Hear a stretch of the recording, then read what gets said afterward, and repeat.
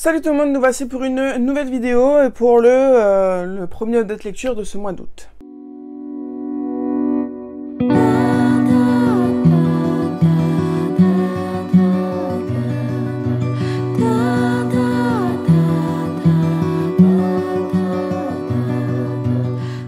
Que ce mois d'août, depuis le 12 août au soir, je suis en vacances jusqu'au 10 septembre. Je vais retourner travailler une journée entre-temps. Mais sinon, je suis en vacances et du coup, qui dit vacances dit lecture plus petite. Parce que, vu qu'on est à la maison avec mon mari et mon fils, eh bien, j'ai un peu moins de temps pour moi. Donc, je me prévois des lectures un peu plus courtes pour pas être trop frustrée si je peux pas lire pendant 2 jours ou 1 jour. Enfin bon. Voilà. Mais du coup, là, les livres que je vais vous présenter, c'est ceux que j'ai lus jusqu'au 15 août. Donc, la plupart en tout, étaient lus avant que je sois en vacances. Il y en a juste 2 que j'ai lus pendant que j'étais... non, 1 que j'ai lu en vacances. Vous comprendrez pourquoi. Je ne pouvais pas faire autrement que de le lire d'affilée avec le tome suivant. Donc là, pour l'instant, j'en suis à 21 livres, ce qui est beaucoup plus énorme que ce que j'avais prévu. À la base, je m'étais fait une palle de 15 livres. Et puis au final, j'en suis déjà à 21. Le mois n'est pas encore fini, mais pour le reste du mois, on va partir en vacances là pendant 5 jours. Donc je me suis prévu 3 romans. Et puis après, le reste du temps, j'ai là aujourd'hui, entre aujourd'hui et demain, je vais lire pas mal de BD. Après, je vais recevoir quelques petits romans au boulot. Donc voilà, ça va être un petit peu kiff-kiff, mais je pense tabler sur une bonne quarantaine de livres pour ce mois d'août. Mais là, surtout, ce début de mois d'août a été marqué par d'énormes coups de cœur dans 2 genres totalement différents. Voire même, il y a un 3e coup de cœur dans 3 genres différents, du coup. Donc, pour ces 21 livres, on va les prendre par ordre chronologique, on va dire. Il y en a certains que je pourrais pas vous présenter parce que c'était des livres empruntés. Donc, j'ai commencé par Les Morsures de l'ombre de Karine Jebel. Du coup, c'était un emprunt. J'ai beaucoup aimé ce livre de Karine Jebel, qui est du coup un huis clos. Un gendarme se fait enlever et se fait séquestrer par une jeune femme. Une histoire de meurtre tourne dans ce huis clos. Un meurtre pour lequel notre séquestré semble dire qu'il est innocent et la kidnappeuse pense qu'il est coupable et du coup va lui faire des millions de sévices pour se venger, sauf que du coup allons savoir si c'est vraiment lui le coupable ou non. C'est un petit roman, il fait 300 pages, donc ça va assez vite et j'ai beaucoup aimé. C'est pour ça que j'aime beaucoup ces petits livres de Karine Jebel. J'ai pas encore tenté de gros romans d'elle, vraiment, les seuls romans que j'ai lus d'elle, il y a Chambre Noire, Les Morsures de l'ombre, Les Chiens de sang. J'ai essayé Terminus Elysius, mais j'ai pas du tout aimé l'espèce de relation épistolaire entre les personnages, donc j'ai abandonné. Cependant, je vais pas tarder à recevoir Satan était un ange.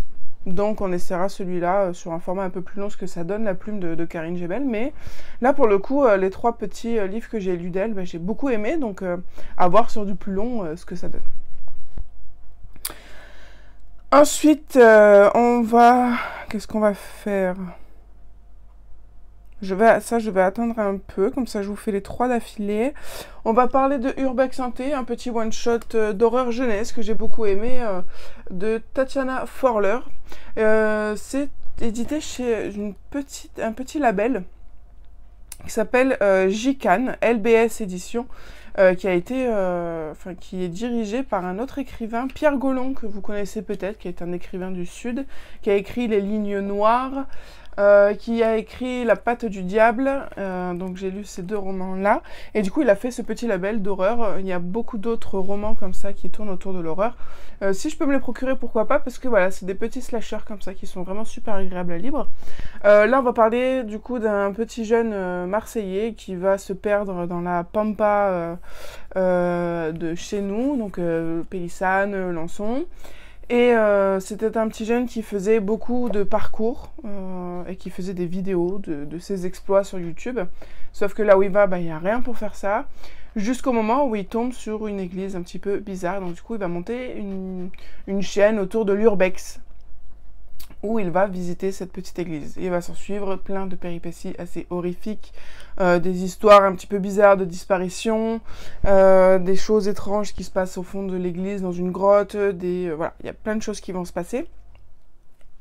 Donc voilà, c'était assez sympa. Il fait 155 pages et c'est vraiment écrit très très gros. Voilà, c'est vraiment un petit horreur comme ça qui fait du bien pour une petite soirée décompressée. Voilà, c'est très cool. Et donc du coup, à la fin, il met d'autres romans qui sont dans la même collection. Donc je vais me renseigner un peu plus, voir si je peux les trouver d'occasion aussi. Voilà, à voir. Ça, je l'avais trouvé sur Vinted. Ensuite, j'ai lu deux autres BD que j'ai adorées. Il s'agit de Monstres en vadrouille. Une BD du coup que j'ai pris en emprunt aussi et j'ai bien aimé. J'aurais adoré la lire pendant la période automnale, mais disons que je suis en dépression pré-automnale, j'en peux plus de cet été. Et j'ai envie qu'on soit en automne et cette petite histoire de monstre en vadrouille m'a fait beaucoup de bien. Nous allons suivre du coup une monstre, pour pas trop vous spoiler, qui habite avec plein d'autres monstres dans un manoir isolé de tous, où le maître de ce manoir, pour les protéger, les empêche d'aller dans le monde des humains pour éviter qu'il leur arrive des choses, qu'ils rencontrent des chasseurs de monstres, etc. Jusqu'au jour où le maître part, le manoir reste ouvert toute une nuit, une monstre s'échappe, ou se fait enlever, on ne sait pas, et la monstre principale qu'on va suivre va partir à la recherche de sa copine monstre. Et du coup, va s'en suivre une histoire autour de l'acceptation d'autrui, l'acceptation des différences, la chasse aux préjugés, plein de bonnes choses comme ça, avec toute une histoire bien sûr fantastique, avec des monstres du coup qui vont apparaître en plein milieu de la ville des humains en plein Halloween. Donc bonne ou mauvaise chose à voir. Mais voilà, c'était une BD vraiment très colorée, plein de bons sentiments, qui va traiter aussi de la peur, il y a vraiment plein de choses psychologiques qui vont être abordées là-dedans de manière très facile et ludique. Donc je pense que ça peut être très bien de conseiller cette BD pour les jeunes qui ont peut-être du mal à s'accepter, qui ont du mal à accepter leurs différences, ou justement qui ont du mal à accepter la différence des autres. Voilà, ça peut être vraiment pas mal pour plusieurs personnes, peu importe l'âge, en vrai, même pour les adultes. Donc vraiment, c'était une très belle BD que j'ai beaucoup aimé lire. Dans la foulée, j'ai lu le même type de BD, c'est-à-dire pour moi c'est vraiment des grosses BD de entre 200 et 300 pages, qui s'appelle Unico, l'éveil. Donc apparemment c'était un dessin animé il y a très longtemps, je connaissais pas du tout, j'ai pas regardé. Et du coup ça a été adapté en BD, et donc c'est l'histoire d'une petite licorne. Il y a toute une mythologie qui va se créer autour de cette licorne, elle va être chassée, mais une autre divinité qui a reçu l'ordre de l'éliminer va la cacher au fil du temps, en la changeant de temporalité plusieurs fois, etc. Et puis à un moment donné, elle ne va plus le changer de temporalité, donc on va retrouver notre licorne qui va petit à petit retrouver sa mémoire, qui va retrouver un petit peu ses pouvoirs, etc. Donc c'était vraiment une histoire sympathique, bien que je n'ai pas trouvé transcendante. Je ne l'achèterai pas. Elle m'a pas laissé vraiment de sentiments comme Monstre en vadrouille, quoi. Pourquoi pas lire le tome 2 si je la trouve en bibliothèque, mais je ne l'attendrai pas de pied ferme parce que j'ai trouvé que c'était beaucoup de choses pour pas grand chose au final, vous voyez. Il y avait énormément de choses qui ont été inventées, qui ont été créées autour de cette licorne, mais j'ai pas réussi à être touchée, j'ai pas réussi à être vraiment immergée dans l'histoire parce que parfois c'était un peu trop perché. Donc bon voilà, ça arrive, hein, on peut pas tout aimer, mais voilà, c'était quand même un bon moment sur l'instant T, mais au-delà de ça, ça m'a pas plus marqué que ça. Ensuite, j'ai continué la série de Jasmine l'apprentie vétérinaire. J'aimerais lire tous les tomes et du coup, il me restait un chaton nommé Minuit. Il me reste l'histoire du fan et après, j'aurai tout lu. Donc voilà, Jasmine l'apprentie vétérinaire, c'est comme la semaine dernière quand je vous ai présenté le phoque. C'est toujours aussi bien de lire ces petites histoires très légères, avec la bienveillance pour les animaux. On apprend plein de choses sur chaque espèce qu'elle va sauver. Voilà, c'est très sympa, mais toujours le même ressenti que je vous ai dit pour le phoque, c'est que elle ne grandit pas, donc du coup, c'est un petit peu bizarre cette temporalité là où il y a maintenant 14 tomes, il y a un 14e qui va sortir, ou 15e? Non, 14e? Je sais plus, 14e tome qui va sortir là en octobre, je l'ai précommandé. Parce que j'aime bien cette histoire, mais bon, 14 aventures sans qu'elle ait pris juste un an d'âge, ça me perturbe un peu, mais bon, ça n'entache pas le fait que c'est quand même une lecture très légère, que j'aime beaucoup au fil des tomes et que je continuerai. Ad vitam aeternam, j'en sais rien, mais jusqu'à que l'épuisement s'en suive, pourquoi pas.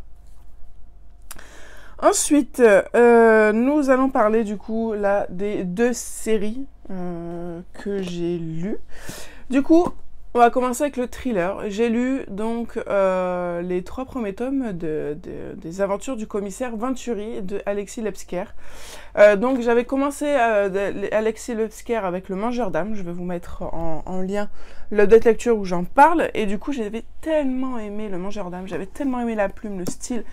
Tout ce que j'aime dans un bon thriller, vraiment, eh bien, je me suis acheté les 3 premiers tomes du commandant Venturi. Le 4e étant à couper le souffle. Je pense le recevoir d'ici courant août, donc à voir si je le lis en août ou si j'ai pas le temps en septembre. Mais du coup, j'ai beaucoup aimé. Donc dans l'ordre, j'ai lu Les poupées, j'ai lu D'entre les morts. Il est là, D'entre les morts, et j'ai lu Hurlement. Voilà, alors il y a mes petits préférés parmi les 3. Je dirais que si je devais faire un top, ça serait Les poupées, Hurlement et D'entre les morts. Pourquoi? C'est juste une question d'affinité parmi les affaires qui vont être creusées par le commissaire Venturi et on va dire sa seconde, qui est une psychologue criminologue, qui s'appelle, je sais plus comment, il a surnommé Mentalo, et ça m'est resté parce que c'était quand même hyper original. Donc du coup, on va suivre un petit peu voilà, ce duo qui est complètement à l'opposé l'un de l'autre. On a vraiment le commissaire Venturi, gros bourru, qui est souvent en confrontation avec sa hiérarchie parce qu'il est très bourru, il est très fonce-dedans, il est pas très aimable. Voilà, c'est pas vraiment le genre de mec avec qui on aime bien parler. Et puis on a Mentalo à côté, qui est vraiment une jeune femme qui est très proche de l'homme, de l'humain, on va dire. Qui va toujours chercher à comprendre, donc qui est très très sensible, beaucoup plus ouverte d'esprit que le commissaire Venturi. Donc du coup les deux, ça va vraiment être un duo exceptionnel parce que rien ne les relie.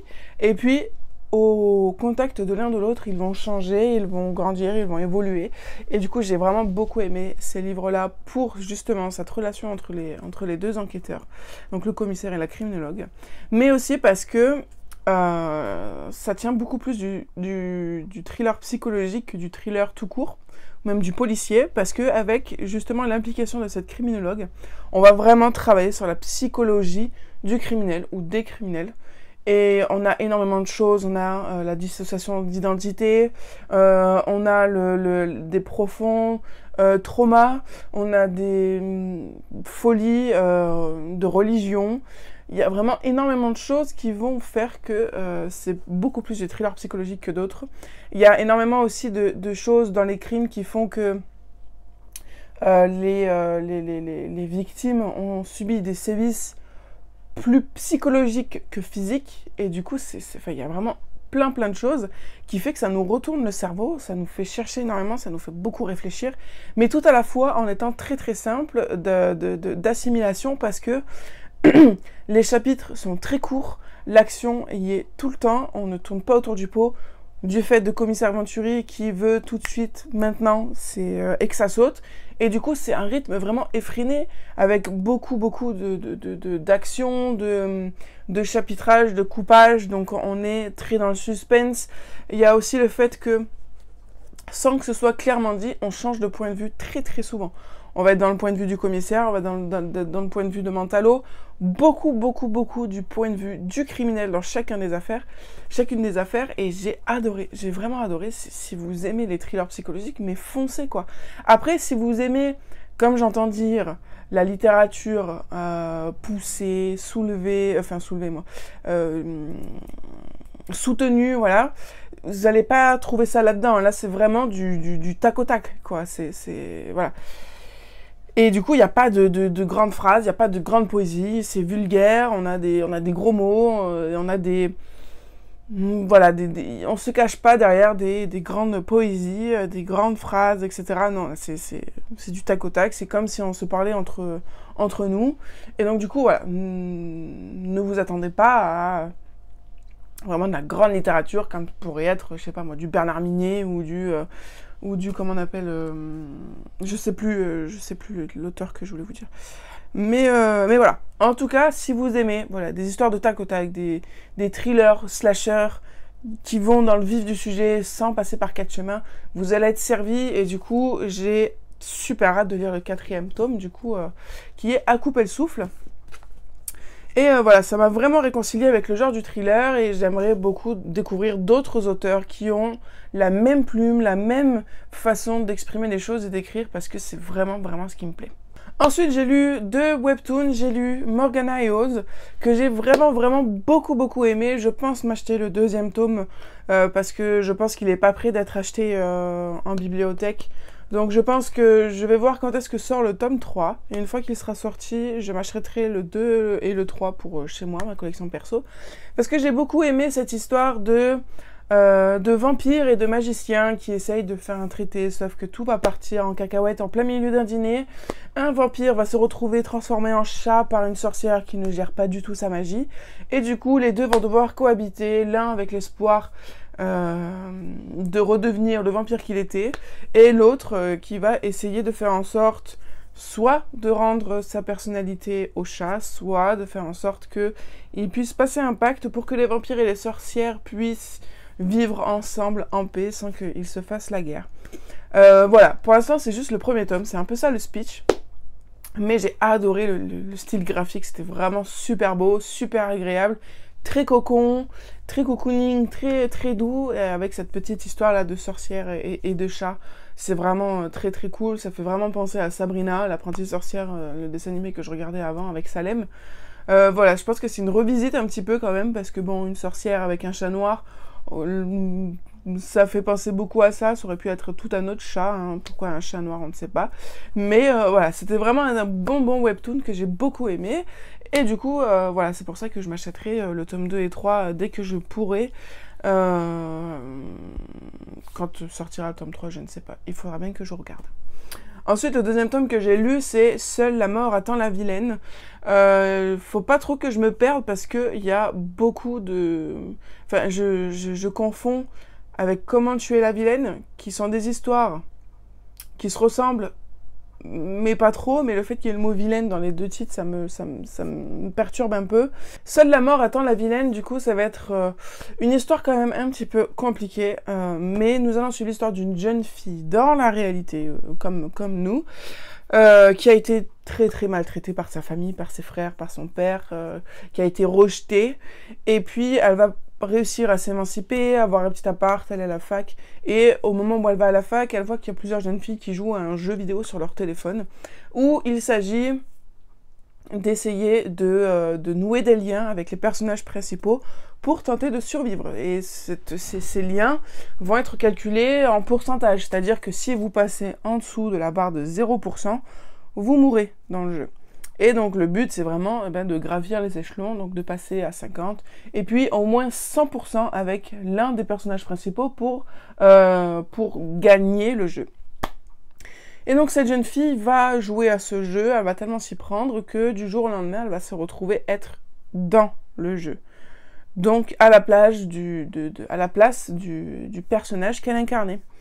Et donc du coup on va suivre ça, on va suivre comment elle va gérer le fait de devoir nouer des liens avec les gens qui ne sont pas forcément sympas avec elle, parce qu'il y a quand même un parallèle entre sa vie dans le jeu et sa vie réelle, parce que dans le jeu, la personnage qu'elle incarne a à peu près le même schéma familial qu'elle a eu, donc c'est compliqué pour elle, mais c'est surtout aussi un moyen pour elle d'avoir sa vengeance, d'avoir un moyen d'avoir une autre vie. Et du coup, voilà, pour l'instant, on en est juste là. C'est vraiment les prémices de l'histoire. On nous a dit beaucoup de choses. L'histoire est allée assez vite, donc donc pour l'instant, je peux vous dire que ça. Mais ça m'a bien intrigué quand même. Là, à l'instant T, ils sont déjà au tome 7, donc je pense que je vais m'acheter toute la série entière. Enfin, pas le tome 1, je vais pas foutre 15 € dans le vent. Mais je sais qu'en novembre, je vais avoir une carte cadeau. Donc avec cette carte cadeau, j'avais décidé de m'acheter toutes les séries de webtoon qui me manquent. Donc je voulais m'acheter toute la série de Seule la mort attend la vilaine et puis White Blood aussi. Donc on se reverra en novembre, voire décembre, pour faire le point de cette série. Parce que je les aurais achetés, après est-ce que je les aurais lus, je ne sais pas. Mais on verra bien en décembre, novembre, pour faire le point de cette série. Ensuite, j'ai lu. Enfin, vous savez, depuis combien d'années j'attends de lire le 4e tome d'Hotel Heartwood, le tome de l'été. J'avais lu il y a très très longtemps l'automne, l'hiver et le printemps, et il me manquait l'été, et l'été il était introuvable en bibliothèque. Tout le monde n'avait acheté que les 3 tomes, jamais le 4e. En occasion sur Vinted, jamais trouvé. Et là, vraiment, coup de peau, je l'ai trouvé d'occasion sur Momox.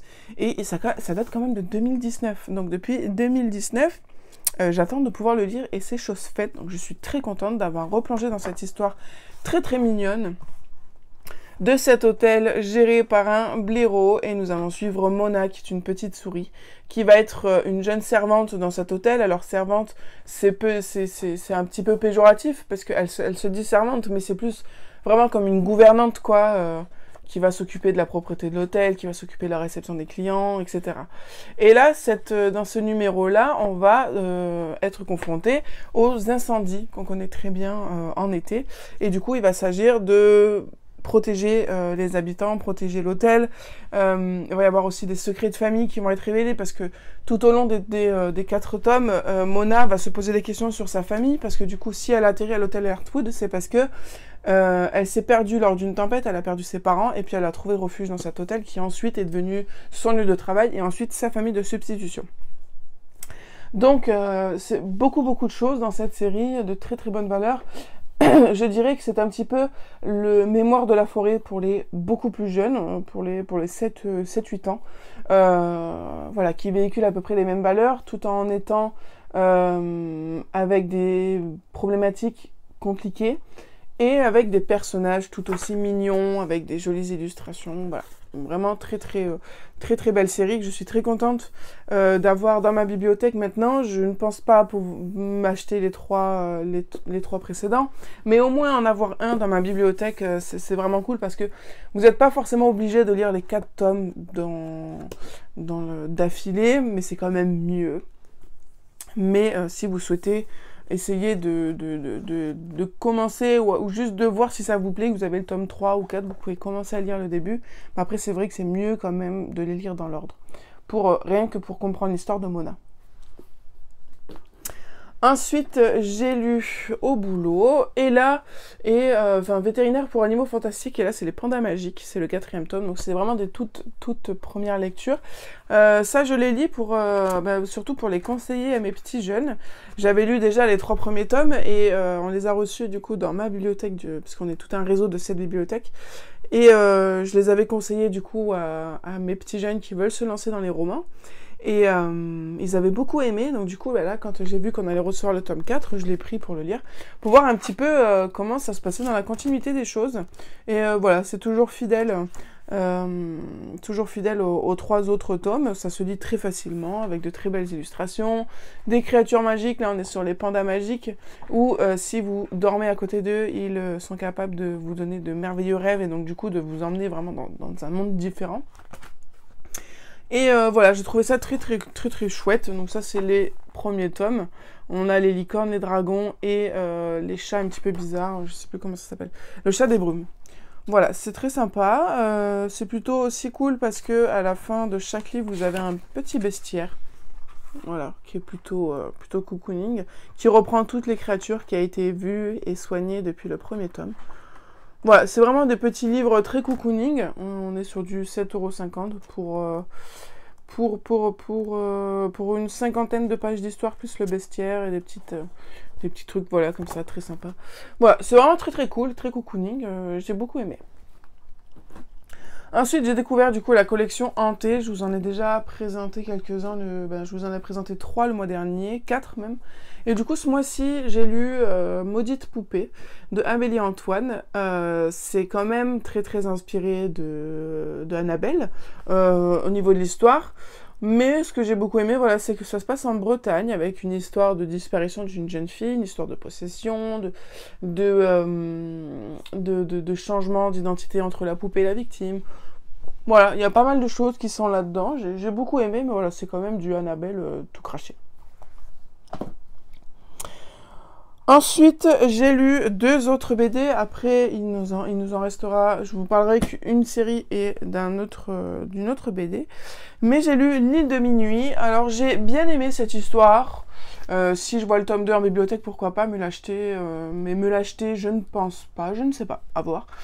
L'île de minuit, donc nous allons suivre des petits jeunes qui atterrissent sur une île. Mais on ne sait pas d'où. Ils vont devoir se débrouiller, trouver refuge, trouver nourriture, jusqu'au jour où ils vont croiser d'autres enfants qui parlent d'une divinité, qui sont obligés d'obéir aux ordres de cette divinité. Et puis, nous en sommes un petit peu ici. Ça m'a bien intriguée, j'étais plutôt emballée par l'histoire. Les graphismes étaient sympas.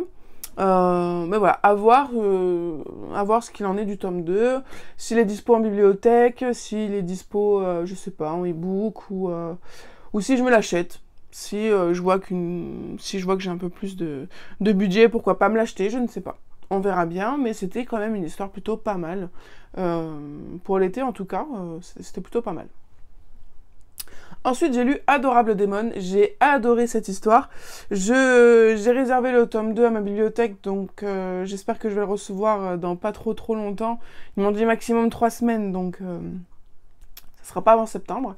Mais j'ai adoré cette histoire de démons contre fées, et puis après démons avec fées. De mondes bien séparés, de mondes avec leurs us et coutumes, avec leurs préjugés. Voilà, c'était très cool. J'ai adoré notre héroïne. J'ai adoré toutes les aspects magiques de cette histoire qui sont plein de mystères. Et j'ai hâte du coup de lire la suite pour découvrir un petit peu ce qu'il en est. Je sais pas si le tome 2 est le dernier tome, auquel cas j'espère que si ça l'est, qu'on aura toutes les réponses, parce que il y a beaucoup de choses qui sont soulevées, et dans le tome 2, j'espère qu'on aura toutes nos réponses. Voilà pour ce qui est des emprunts, du coup, que je ne peux pas vous présenter. Maintenant, nous allons passer aux 2 dernières présentations. Je vais vous parler de cette BD qui a été un énorme coup de cœur. Je l'ai lu hier, donc Watership Down, qui est une réadaptation, parce que normalement c'est un roman, et là il a été adapté en BD chez qui je connais pas du tout cette maison d'édition, Monsieur Toussaint Louverture. Je connais pas du tout cette maison d'édition, mais alors, quelle beauté, vraiment, je vais me l'acheter, celui-là pour Noël, je me l'achète parce qu'il est vraiment magnifique, et l'histoire m'a fait tellement ressentir des tonnes d'émotions, et puis surtout ça parle de lapins. Et donc pendant que je lisais cette histoire, bien sûr que je caressais mon petit cham à côté de moi. C'est une vraie beauté. On va parler de survivalisme, on va parler de société, de civilisation, on va parler de hiérarchie, de plein de choses qui fait que on doit vivre en communauté. Comment on vit en communauté, comment ça se goupille, est-ce qu'il faut forcément qu'il y ait un chef, ou est-ce que tout le monde peut décider? Vraiment, il y a énormément de choses. On voyage. En fait, ils sont obligés de partir parce que dans les communautés de lapins, certains sont doués du don de divination. Et l'un d'eux dit il faut absolument qu'on quitte notre garenne parce que sinon il va nous arriver des bricoles. Peu l'écoutent, d'autres le suivent. Et du coup, on va suivre cette petite bande de lapins qui ont décidé de l'écouter et de fuir leur garenne pour trouver un autre lieu de vie. Donc il y a vraiment plein de choses. C'est vraiment tellement mignon. Ils sont tellement bien faits, ces lapins. C'est vraiment je trouve qu'ils ont très bien respecté la manière dont les lapins se comportent, la manière dont ils se tiennent. Enfin vraiment très fidèles, quoi. Je veux dire, Ils sont vraiment, vraiment top. Ils sont vraiment super bien dessinés, très très beaux. Et l'histoire est vraiment prenante, attention, parce que des fois, hop, là je vous montre vite fait, ça peut être un petit peu sanguinolent, ça peut vraiment... Moi, ça m'a fait mal au cœur, ça m'a rendu triste. Mais à la fois, j'étais contente, et puis à la fois triste, et puis à la fois en colère. Et puis, il y a aussi toute une religion lapin qui a été créée, que j'ai adoré, avec le dieu soleil, avec notre légende du lapin héroïque qu'on voit juste là. Il y a vraiment tout un monde qui a été créé et j'ai adoré. Et je pense qu'une fois que j'ai lu cette BD, je ne pourrais pas lire le roman parce que je pense que on a réellement besoin de voir ce qu'on dit pour d'autant plus s'attacher au personnage parce qu'il y a énormément de lapins, on va croiser énormément de lapins. Et vu que c'est tout un monde qui a été créé, on nous a même fait un glossaire ici parce que tout un monde a été créé, tout un langage a été créé, toute une religion a été créée. Et donc du coup, il y a des prénoms qui sont très bizarres, il y a des langages qui sont très bizarres, il y a des noms de dieux qui sont assez bizarres aussi. Et donc du coup, je pense que pour se visualiser tout ça, c'est quand même assez compliqué dans un roman. C'est assez compliqué de faire la différence entre chacun des lapins qu'on va croiser si on n'a pas le petit détail physique qui va les différencier. Et donc du coup, le fait que ce soit en BD comme ça, mais c'était tellement fluide, tellement... Enfin, vraiment, c'était... exceptionnel, j'ai vraiment vraiment adoré notre personnage d'Azel, j'ai adoré Big Wig, on a aussi d'autres personnages qui vont se rajouter à l'histoire, qui vont ajouter du peps et qui vont ajouter de la nouveauté. Et franchement, j'ai vraiment adoré cette BD. Je suis très malheureuse de ne pas l'avoir achetée, mais je vais me l'acheter, c'est sûr, parce que c'est vraiment une pépite éditoriale. Et là, je vais le faire lire du coup à mon mari, parce que c'est typiquement le genre d'histoire qu'il va adorer aussi. Et en plus, c'est avec des lapins, quoi. C'est tellement rare d'avoir des BD uniquement avec des lapins. Enfin, uniquement, je dis, il y a des chiens, des oiseaux, des mulots, des chats, mais... Vraiment, c'est un monde de lapins. Et j'adorerais, par exemple, que Podkin le Brave soit aussi adapté en BD, parce que ça serait vraiment génial d'avoir tous ces lapins avec, pareil, leur propre monde, leur propre langage, leur propre us et coutumes. Voilà, c'est vraiment, vraiment génial. Donc, je vous la conseille fortement si vous aimez la fantaisie animalière, parce que c'est quand même une fantaisie, parce qu'il y a une part de fantastique. Voilà, c'est vraiment vraiment génial. Cette BD vaut le coup, même si elle est un peu chère, elle fait 32 €, elle vaut vraiment vraiment vraiment le coup. Voilà, moi je vais me l'acheter parce que c'est vraiment un énorme coup de cœur. Ensuite, nous finissons cette vidéo sur une série Pas piqué d'un ton. J'ai lu du coup tous les Rebecca Kin. On se souvient quand j'ai lu le tome 1 et 2, j'ai dit que j'allais pas finir la série avant la fin de l'année. Quelle connerie, hein, voilà, j'ai fini tous ces tomes-là ce mois-ci. Donc, pour vous dire du coup... combien, je crois que je les ai lus tous d'affilée, sauf que j'ai dû attendre de recevoir les tomes donc que j'avais commandé. Dites-vous, j'avais acheté le tome 4, 5, 6 et puis après je me suis dit bon, le 7 on verra plus tard, sauf que quand j'ai lu le tome 5 il fallait absolument le tome 7. Pour vous dire du coup, le tome 3 de Rebecca Kin, je l'ai lu le 5 août, le tome 4, je l'ai lu le 8 août, et après j'ai fait 5, 6 et 7, le 11, 12 et 13. Voilà. Donc à chaque fois j'ai mis un jour pour lire un tome, et c'est vraiment vraiment exceptionnel cette série là de Urban Fantasy. Ça m'avait mis déjà l'eau à la bouche avec Dead Garden, mais alors là, la série mère est vraiment exceptionnelle. La mère, tout court, est exceptionnelle.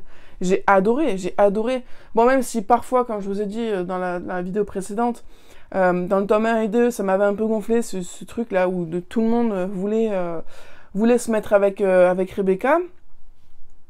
Mais bon, après, voilà, ça peut parfois un petit peu se comprendre, mais c'est quelque chose, au final, qui va être tout au long de l'histoire, donc c'est pas du surplus, il y a vraiment une continuité dans l'histoire.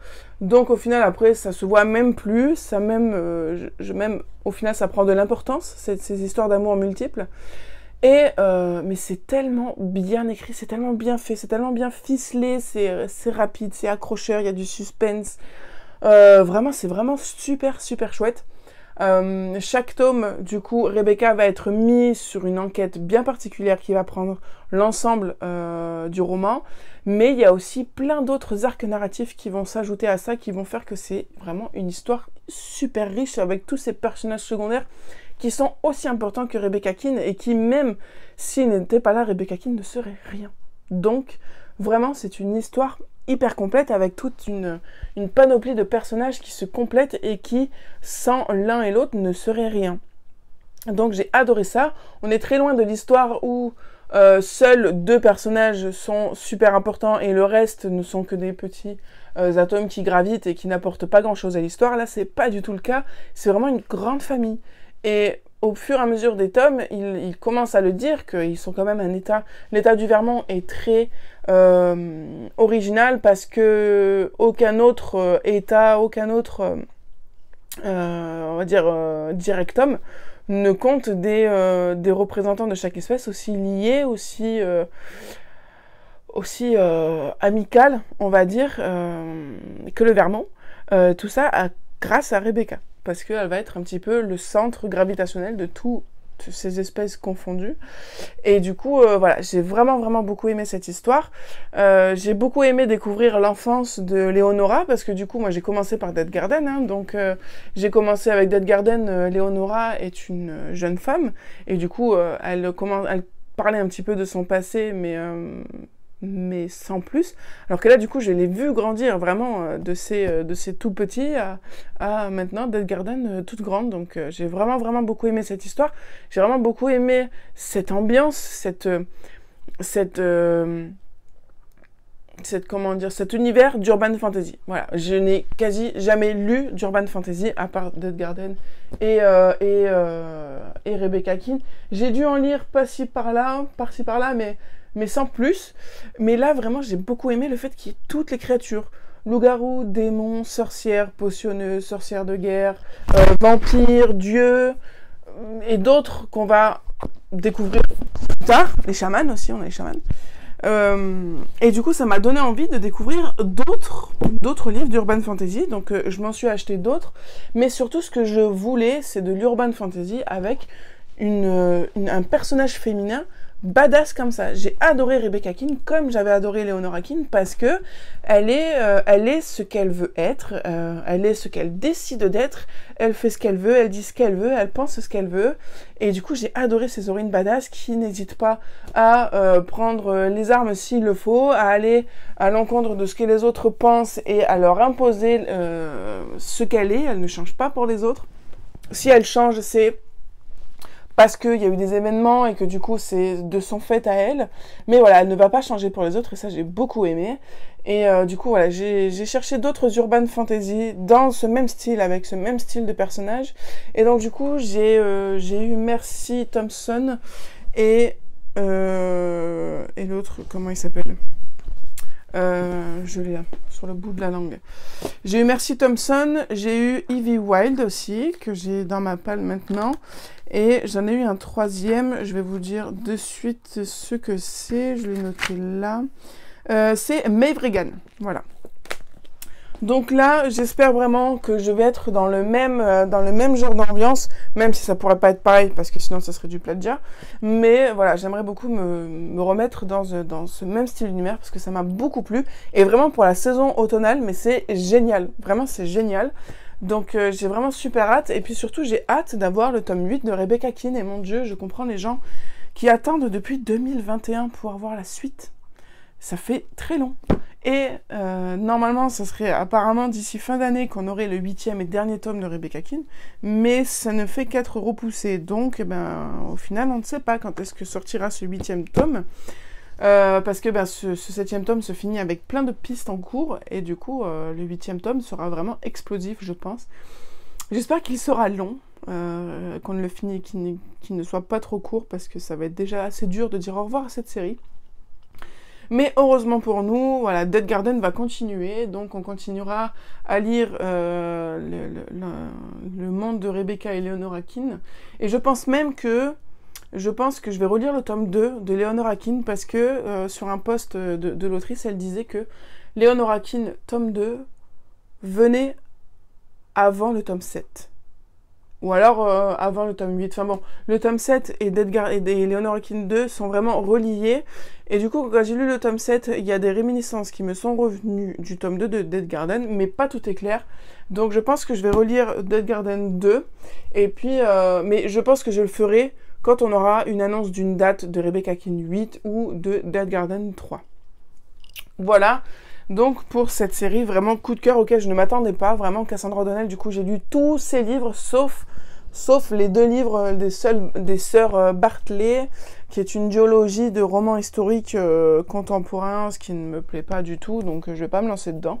Mais du coup, voilà, à part ces 2 livres-là, j'ai lu tous les autres, et du coup, eh bien, tous ont été des coups de cœur. Voilà, il n'y a pas eu une seule déception de cette autrice, donc c'est vraiment exceptionnel, jamais vu chez moi. Et voilà, du coup, je suis très très contente de m'être lancée parce que, après avoir maintes et maintes fois présenté tous les livres de Cassandra O'Donnell que j'avais lus, tout le monde me disait sur Instagram, il faut que tu lises Rebecca Akin, il faut que tu lises Rebecca Akin. Sauf que je disais, ouais, mais non, quand même, ils font plus de 400 pages, il y en a 7, 8 presque, donc j'avais peur, et puis au final, ben, vous voyez, voilà. En un jour, chaque tome a été lu en un jour. Donc vraiment, heureusement que je suis allée au-delà de mes préjugés propres, parce que du coup, sinon, je n'aurais jamais découvert cette série. Donc voilà pour cette première quinzaine du mois d'août. On se retrouve à la fin du mois d'août pour la prochaine quinzaine. J'espère que cette vidéo vous aura plu. Vous voyez un petit peu, mes lectures sont de plus en plus éclectiques. Hein. C'est cool pour moi aussi. Et pour vous aussi, je suppose. Si vous ne lisez pas beaucoup de jeunesse, là du coup vous avez un peu de tout maintenant. Voilà, en tout cas je vous fais plein de gros bisous. Je vous dis à très bientôt sur la chaîne pour une nouvelle vidéo.